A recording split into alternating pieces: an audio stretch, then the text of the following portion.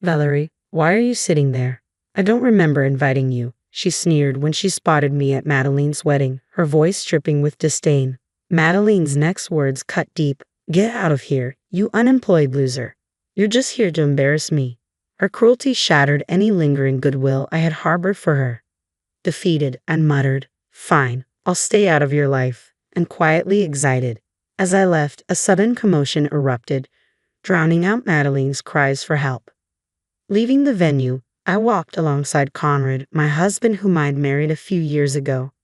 "I'm Valerie, a freelance illustrator," I began, recounting my current circumstances. Conrad, often away for work, was my pillar of support. Then, life threw a curveball. News arrived that my mother had fallen down the stairs back home, fracturing her leg. While not life-threatening, she needed care during her recovery. The looming question remained, who would be there to provide it? Dad had recently injured his back and relied on a walking stick, leaving him unable to assist Mom. I initially hoped my sister Madeline, who still lived at home, could pitch in while I offered weekend support. However, Madeline dismissed Mom's injury, insisting it's just a fracture she can manage on her own.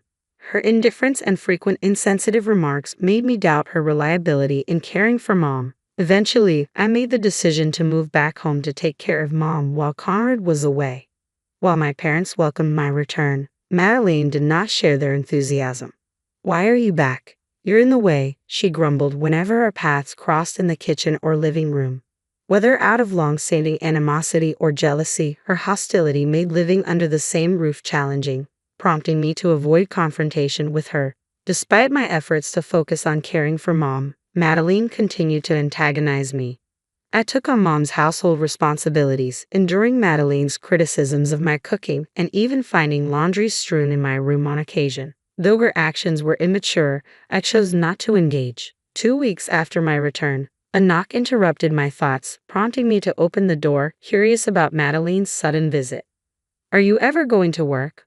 All you do is stay home, aside from shopping or going to the hospital. You're not even working, are you?" she accused. I tried to explain that I work as a freelance illustrator for my laptop, but she didn't understand. "So you sit there drawing pictures on your laptop and expect that to count as a job? That's no different from being unemployed and holed up at home. Having someone like you in the house is the worst," she retorted angrily before storming off to her room, her footsteps echoing her frustration. A few days later, Madeline announced, "I want you to meet someone. Wait in the living room." We followed her instructions, and soon she returned with a tall, slender man whose hopeful expression seemed highlighted by the mole under his left eye. "Nice to meet you all. I'm Rodney, Madeline's fiancé. Thank you for having me here today." He greeted us warmly, extending his hand for a handshake. Surprised by the unexpected visitor, my parents and I exchanged greetings with him, unsure of what to make of this introduction. "Nice to meet you," we greeted Rodney, taken aback by the revelation that Madeline had a fiancé, a surprise to both us and our parents. As they began sharing their story, we exchanged puzzled glances. "I met Rodney at work. He's incredibly sincere, capable, and wonderful," Madeline gushed with admiration. "Don't flatter me too much," Rodney chuckled, clearly enjoying the attention. They laughed and reminisced about their first meeting, what drew them to each other, and their future plans together. Rodney spoke fondly of Madeline's outgoing personality, which struck me as odd since the Madeline I knew was often rebellious, self-centered, and lacked empathy. It was hard to reconcile this description with the sister I grew up with. "I really want to marry him. Please give us your blessing," Madeline implored our parents, her eyes earnest. From my perspective, Rodney seemed too good for Madeline, and I had no objections to their union. Surprisingly, my parents shared the sentiment. Though caught off guard by the news, they smiled warmly and offered their blessings for the marriage. After Rodney left, while tidying up the tea and snacks, Madeline confronted me. "Jealous, aren't you, Valerie?" "Jealous of what?" "I'm marrying a wonderful, good-looking, high-earning man, something you could never pull off," she taunted with a smug smile. I met her gaze calmly. "I'm not jealous. I'm genuinely happy you found someone so wonderful," I replied evenly. Her smile faltered, clearly not expecting such a response. She sighed dramatically, her tone dripping with condescension. "The snacks you served Rodney were so cheap. Couldn't you have prepared something more upscale? But I guess being unemployed, you can't afford it." If I had known you were bringing your fiancé, I would have arranged something appropriate. You really should have picked up on my happy vibe lately. I hate how you can't read a room. As I looked at Madeline, I couldn't help but wonder how sustainable her marriage would be. That night, I felt concerned for Rodney. I reached out to Conrad as I often did when feeling lonely. His voice on the other end of the line was a comforting routine, helping me through the emotional weight of the situation. I told him about Madeline bringing her fiancé. Wow, Madeline has a fiancé. That's great news. Yes, his name is Rodney Bland. He seems too good for her. As soon as I mentioned that, Conrad's demeanor shifted. Wait, did you say Rodney Bland? Yes, why? What's wrong? Conrad's voice turned grave as he accurately described Rodney's appearance, mannerisms, and the distinctive mole under his left eye. Stunned, I asked, "Are you serious?" "Valerie, you need to tell Madeline to reconsider marrying Rodney. He's a scam artist." My heart sank. What? Are you sure? Rodney used to work for me. He left years ago after we discovered he was scamming multiple women out of their money and disappearing. I've been trying to track him down ever since. I stopped short of contacting the victims directly. We need to be absolutely sure it's him. Get a photo of Rodney from Madeline, and let's verify. Okay, I agreed, feeling a mix of disbelief and urgency. The next day, I approached Madeline under the guise of wanting a photo of Rodney to draw a caricature for their welcome board. She grumbled but reluctantly handed over the photo. When Conrad saw it, his expression hardened. That's definitely him, Rodney the scam artist. You need to convince her to reconsider before she loses any money, Conrad urged. I was planning to do that anyway. Despite our differences, I want Madeline to be happy, I affirmed, feeling the weight of responsibility as her older sister. I wasted no time in confronting Madeline with the truth about Rodney. She scoffed in disbelief. You're just jealous and trying to ruin my fiancé's reputation. I'm not. Conrad told me everything. Please, Madeline, reconsider. You deserve better, I pleaded earnestly. I persisted in my efforts to persuade her daily, but each attempt only fueled her anger. She refused to listen, and her animosity towards me grew. I even enlisted our parents to reason with her, but when Madeline realized it was at my behest, her hostility intensified. She began to harass me openly, bursting into my room to berate me for being unemployed or banging on my door to disrupt my work. Despite neighbors' complaints, their hostility towards me persisted unchecked. I had reached the end of my patience and goodwill as her sister. While some might argue, she's your only sister, you should keep trying. There's a limit to what I can do for someone who refuses to listen and continually harasses me. I resigned myself to seeking advice from Conrad and my parents on how to proceed. On the day of the wedding, I arrived with a modest wedding gift and entered the opulent venue. The setting was grand, the food lavish, and Madeline's friends and relatives were already immersed in the celebration. As I observed the sumptuous spread being served, I noticed something unsettling. No drinks had been offered to me while my parents were enjoying a full-course meal nearby. When I queried the staff, they promised to check on it and disappeared. Moments later, Madeline, resplendent in a pristine white wedding gown, approached me, the click of her heels echoing in the grand hall. Valerie, why are you sitting there? I don't recall inviting you, she remarked coldly. Not just myself, but also my parents, the guests, and even the staff turned towards Madeline in astonishment. The lively venue, alive with chatter just moments ago, fell into an eerie silence, punctuated by hushed murmurs.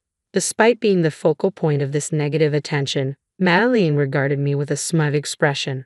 You have the nerve to show up here after insulting my fiancé? Unbelievable. Oh, but I guess being unemployed means you don't understand basic manners, she sneered. My parents, standing beside me, intervened. Madeline, stop this. It's your wedding day. Ignoring their pleas, Madeline persisted. How can I enjoy my wedding if people know my sister is unemployed? Just leave, you're embarrassing me. With a heavy sigh, I rose from my seat. After sharing a concerned glance with my parents, I met Madeline's gaze squarely. I came here to celebrate your wedding as your sister, but clearly you don't want that, I said, feeling the weight of her words. It's a shame. Who wouldn't want to be supported by someone who's unemployed like me? Fine then, I'm leaving. One more thing. Are you absolutely sure you won't regret this if I walk out that door? Because if I do, it might be the end of our sisterhood. Perfect, she responded, cutting me off. Just go. It's better this way. Any remaining affection and love for her vanished in that moment. Fine, I told Madeline firmly. Consider us done. Don't contact me again. As I walked away, I could hear Madeline arguing with her parents behind me, but it was no longer my concern. Pulling out my phone, I dialed Conrad's number. You can come in now, I said quietly. There's no need to wait any longer. Understood, Conrad replied, his voice steady as he relayed the message. Moments later, a group of women who had been waiting outside rushed into the venue. Get him, Rodney. Don't let him get away. Outside, the echoes of angry shouts and gasps from the surprised guests reached me. Moments later, the door burst open, and Rodney, the groom, dashed out, his face drenched in sweat. He attempted to flee, but Conrad, strategically positioned nearby, swiftly apprehended him. Got you, Rodney. You're not going anywhere, Conrad declared firmly. Conrad, what the hell? Madeline's furious voice cut through the commotion as she and a group of women hurried over to confront the bewildered Rodney. Are you trying to ruin our wedding? Get away from me, Conrad. Madeline lashed out, lunging at him, but I intervened, grabbing her arm to restrain her. Startled at first, Madeline's expression quickly twisted into rage as she turned on me, seizing my collar. This is your doing, isn't it? You're despicable. How many times did I warn you to stay out of my business, especially about Rodney? As I spoke, I turned towards Rodney and gestured towards the group of women surrounding him. Rodney here has been dating these women and scamming them out of their money. They're planning to take legal action against him. What? Are you kidding me? This isn't a joke, Madeline, I said sternly, looking at Rodney, who avoided eye contact, clearly uneasy. Madeline, stunned, muttered, Rodney, you can't be serious. Rodney, visibly shaken, looked down and attempted a smile as he addressed the women around him. Why bother with lawsuits? Let's settle this. I'm about to marry a wealthy woman. I can compensate you, right? Me? Wealthy? Madeline trembled as she spoke. I don't have that kind of money. What? What? I lied about being wealthy, so I can't pay any settlement or damages. What then? What about the $20,000 you've been giving me? That was for our wedding. You said to trust you with it, so I did. You didn't spend it all, did you?